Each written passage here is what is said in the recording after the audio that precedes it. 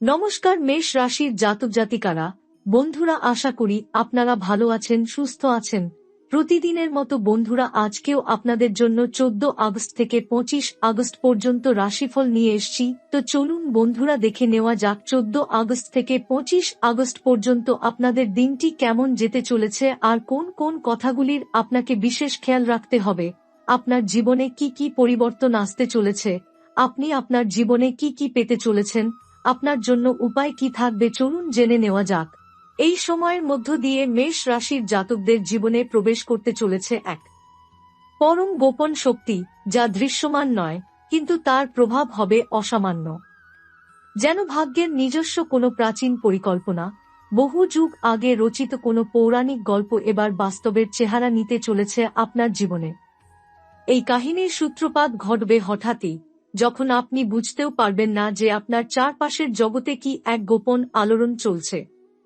এটি হবে এমন এক ঘটনা যা চেতনায় ধরা পড়বে না, কিন্তু অনুভবে গভীর ছাপ রাখবে। এই সময় গ্রহগুলি বিশেষভাবে আপনার জন্মলগ্নকে কেন্দ্র করে ঘুরতে শুরু করবে। শনির নিজস্ব প্রভাবে আপনার রাশি হয়ে উঠবে স্থির, কিন্তু তার মাঝে সূর্য, মঙ্গল ও বৃহস্পতির এক অভূতপূর্ব সঙ্গতি আপনাকে এমন এক শক্তি দেবে যা আগে আপনি কখনো উপলব্ধি করেননি। আপনি অনুভব করবেন যেন আপনার ভেতরের এক নতুন দ্বার খুলে গেছে, একটা নতুন কিছু ঘটতে যাচ্ছে আপনার জীবনে, কিন্তু তা কি তা আপনি তখনও পরিষ্কার বুঝে উঠতে পারবেন না। এর পেছনে রয়েছে আকাশের গভীরে লুকিয়ে থাকা এক দেবীয় শক্তির আহ্বান, যাকে আপনার জন্মলগ্নের সঙ্গে বাঁধা একটি অতিপ্রাকৃত সম্পর্ক বলা যেতে পারে। এই সময়ে আপনার জীবনে প্রবেশ করবে এক পৌরাণিক দেবী রূপী নাগ, এক রহস্যময় অলৌকিক সত্তা, যে কেবল আপনার রাশির সঙ্গে নয়, আপনার আত্মার অতীত জন্মের সাথেও সংযুক্ত। তিনি আসবেন নিঃশব্দে, কোনো আড়ম্বর ছাড়াই, কিন্তু তার উপস্থিতি আপনার চারপাশের শক্তি পাল্টে দেবে। কখনো হঠাৎ আপনার স্বপ্নে, কখনো কোনো চিহ্ন বা প্রতীক হিসেবে, কখনো আপনার অনুভবের ভেতর এক আশ্চর্য প্রশান্তি হয়ে এই দেবী নাগ আপনার জীবনে প্রবেশ করবেন এবং তার সঙ্গে নিয়ে আসবেন এক দুর্লভ ঐশ্বর্য, এক প্রাচীন ধনের ইঙ্গিত। এই ধন কেবল বস্তুগত অর্থে নয়, বরং আত্মিক উন্নতির দরজা খুলে দেবে। আপনার ভাগ্যে জমে থাকা পুণ্যফলের প্রতিফলন ঘটতে শুরু করবে এবং আপনি এমন সব সুফল পেতে শুরু করবেন যার ব্যাখ্যা আপনি নিজেই দিতে পারবেন না। পুরনো রাগ, অপমান, ক্লান্তি বা হতাশা হঠাৎ হালকা হয়ে যাবে। এমনকি এমন কিছু মানুষ যারা আপনাকে অবজ্ঞা করেছেন বা দূরে ঠেলেছেন, তারাও আপনার জীবনে ফিরে আসতে চাইবেন। আপনি হঠাৎ উপলব্ধি করবেন বিশ্ব যেন আপনার পক্ষে কাজ করছে। কিন্তু এর মধ্যেই রয়েছে একটি শর্ত। এই দেবী নাগ একজন রক্ষাকর্ত্রী, যিনি শুধু আপনাকে নয়, আপনার গোটা পরিবারকে এক অদৃশ্য ক্ষতি থেকে রক্ষা করতে এসেছেন।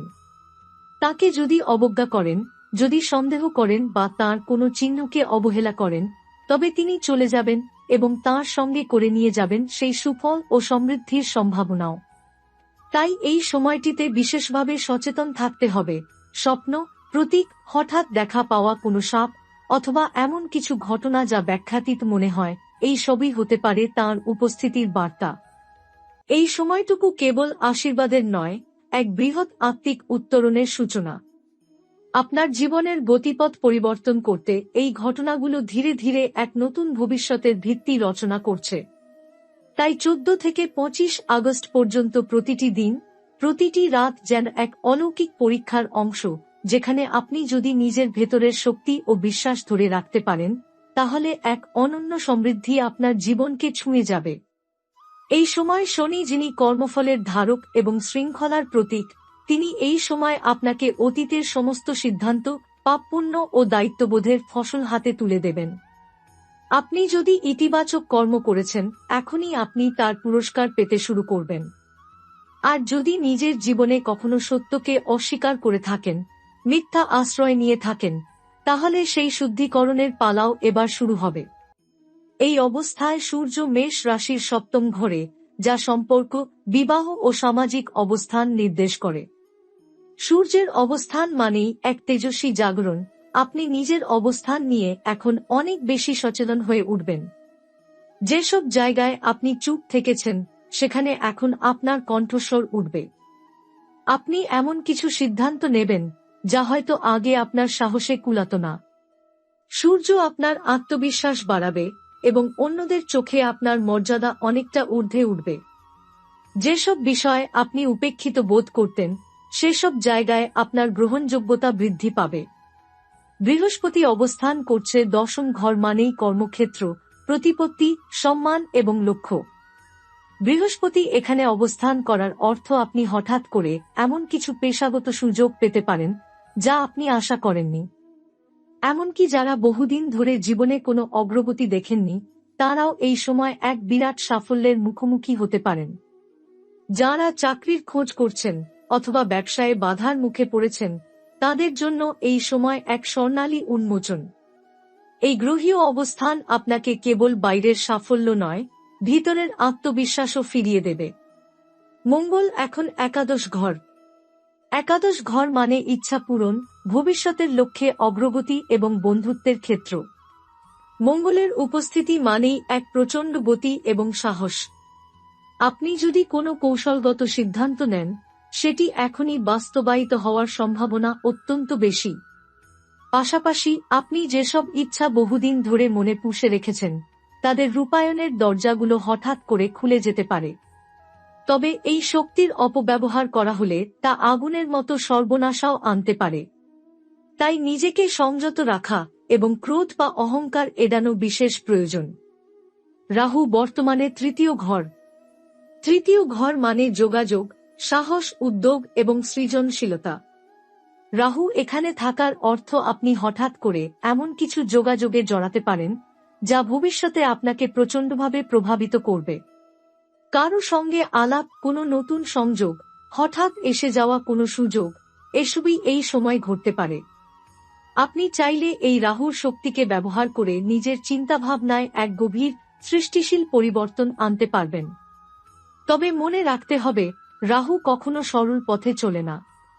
তাই প্রতিটি সিদ্ধান্তে সচেতনতা রাখা একান্ত জরুরি। এই সমস্ত গ্রহগুলোর একত্র অবস্থান এক অলৌকিক ঘটনাকে সম্ভব করে তুলছে।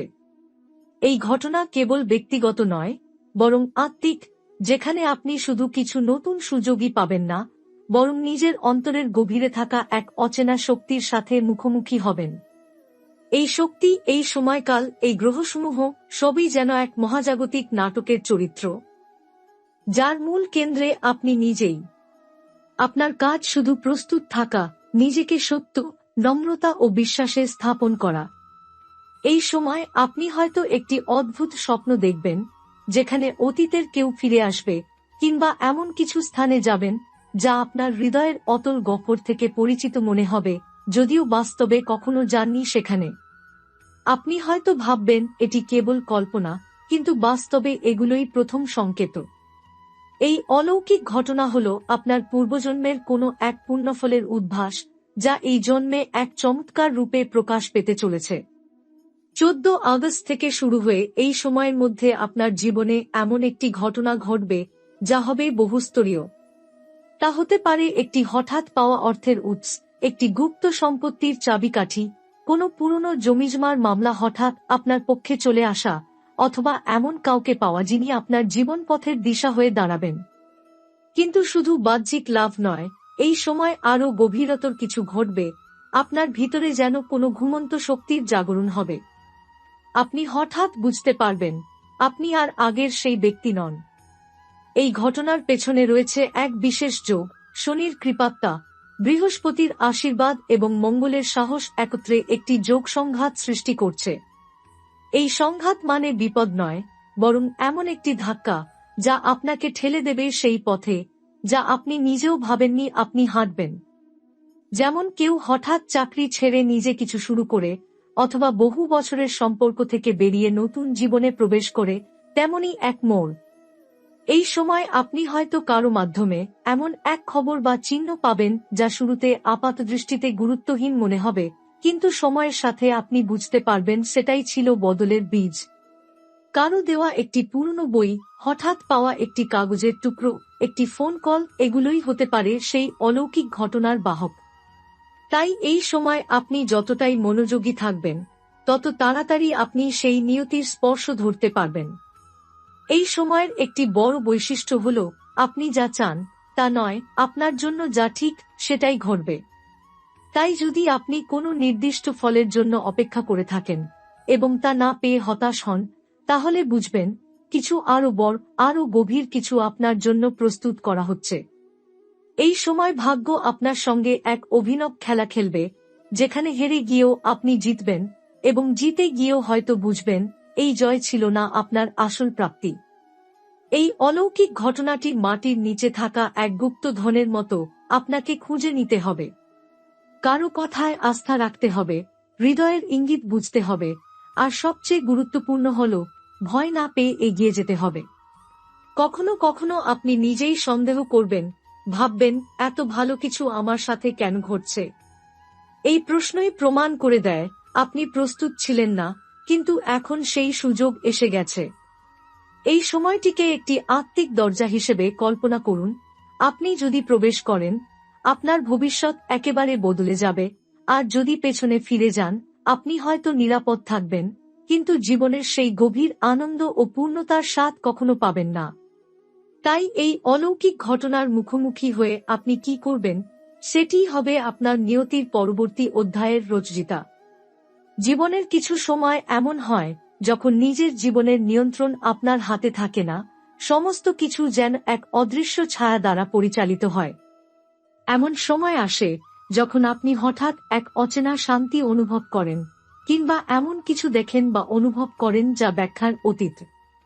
এই রকম এক গহীন ও আত্মিক স্তরে এই সময়ে আপনার জীবনে প্রবেশ করতে চলেছেন এক অলৌকিক রক্ষাকর্ত্রী, দেবী নাগ।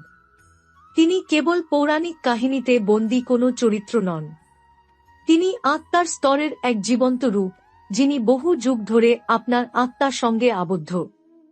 তিনি জন্মে জন্মে আপনার পাশে থেকেছেন, হয়তো কখনো এক বৃক্ষ হয়ে, কখনো এক সাপের রূপে, কখনো কোনো নারীর শরীর ধারণ করে। এবার তিনি আসছেন নিজের আসল রূপে, এক আদিশক্তির এক আদি রূপে, যিনি এই বিশেষ সময় আপনার পরিবারের চারপাশে এক দেহাতীত রক্ষাকবচ তৈরি করবেন। আপনার যদি কোনো সন্তান থাকে, বিশেষ করে যদি সে বারবার অসুস্থ হয়ে পড়ে, ভয় পায়, কিংবা ঘুমের মধ্যে কেঁদে ওঠে, বুঝবেন সে আগে থেকেই এই দেবী শক্তির ছায়া টের পাচ্ছে। আপনার কাজ হবে ভয় না পেয়ে তাকে সম্মান জানানো। অন্তর থেকে বলুন, আমি জানি আপনি এসেছেন। আমি আপনার আশ্রয় চাই। আপনি চাইলে ঘরে একটি ছোট নাগ মূর্তি রাখতে পারেন, অথবা প্রতিদিন সকালে কোনো সাদা ফুল একটি স্থানে নিবেদন করতে পারেন, যেটি হতে পারে জানালা, গাছের গোড়া, কিংবা ঘরের কোনো নিরিবিলি কোণ। এই দেবী নাগ কেবল আপনার শারীরিক নিরাপত্তা নয়, আত্মিক ঝড় তুফান থেকেও সুরক্ষা দেবেন। যারা হিংসা করে, যারা গোপনে আপনার ক্ষতি চেয়েছে, যারা অদৃশ্য বিদ্বেষের মাধ্যমে আপনার সুখে ভাঙন আনতে চেয়েছে, সেই সব শক্তিকে তিনি নির্মূল করে দেবেন। কিন্তু তারও এক নিজস্ব শর্ত রয়েছে, আপনি যেন তাকে অবহেলা না করেন। এই সময় আপনি যদি স্বপ্নে, প্রতিদিনের জীবনে, কিংবা চিন্তায় এমন কিছু চিহ্ন পান, সাপ, জলের মধ্যে সাপ, সর্পের ফনা, সোনালী আভা, অথবা একটি কুণ্ডলিনীর মতো মোচড়ানো শক্তির প্রতীক, বুঝবেন দেবী নাগ আপনাকে বার্তা দিচ্ছেন। তিনি আপনার অন্তরের ভেতর থেকে একটি শক্তি জাগাতে চাইছেন, যেটি বহু জন্ম ধরে ঘুমিয়ে আছে। এ সময় আপনি যদি তাঁর সম্মান না করেন, যদি অহংকারে বলেন এ তো কেবল কল্পনা, তবে এই দেবীরক্ষা ধীরে ধীরে সরে যাবে। তখন আপনার জীবনে পুনরায় শূন্যতা, ভয়, অর্থ সংকট ফিরে আসতে পারে। কিন্তু আপনি যদি হৃদয় খোলা রাখেন, শান্ত মন নিয়ে তাঁর আগমনকে স্বাগত জানান, তবে শুধু আপনার নয়, আপনার ভবিষ্যৎ প্রজন্ম এই আশীর্বাদ লাভ করবে। আপনার পেছনের পূর্বজরা আত্মার মধ্যে কেউ তাঁকে একসময় আহ্বান করেছিল, কিংবা তাঁর কাছে মানত রেখেছিল। সেই মান্তের সময় হয়তো আপনি ছিলেন না, কিন্তু রক্তের সূত্রে আপনি সেই আত্মার উত্তরাধিকারী। এখন সেই মান্তের সময় এসেছে পূর্ণতার পথে নিয়ে যাওয়ার। এই দেবী এখন সেই দায় শোধ করতে এসেছেন। তিনি আপনার রক্ষাকবচ হবেন, আপনার পথের দিশা হবেন, এমনকি হয়তো এমন এক দুঃসময় আপনাকে এড়িয়ে যাবে যা আপনি কোনোদিন জানতে পারবেনও না। এই দেবী একাই আপনাকে অদৃশ্য শত্রু, আত্মিক ক্লান্তি এবং অজানা বিপদ থেকে রক্ষা করতে সক্ষম। তাঁর কাছে ভয় নয়, শ্রদ্ধা প্রয়োজন। তার উপস্থিতি যদি আপনি স্বীকার করতে পারেন, তার সঙ্গে নিজস্ব সম্পর্ক গড়ে তুলতে পারেন, তবে এই সময়টিই হবে আপনার জীবনের পরম পবিত্র এক মোড়।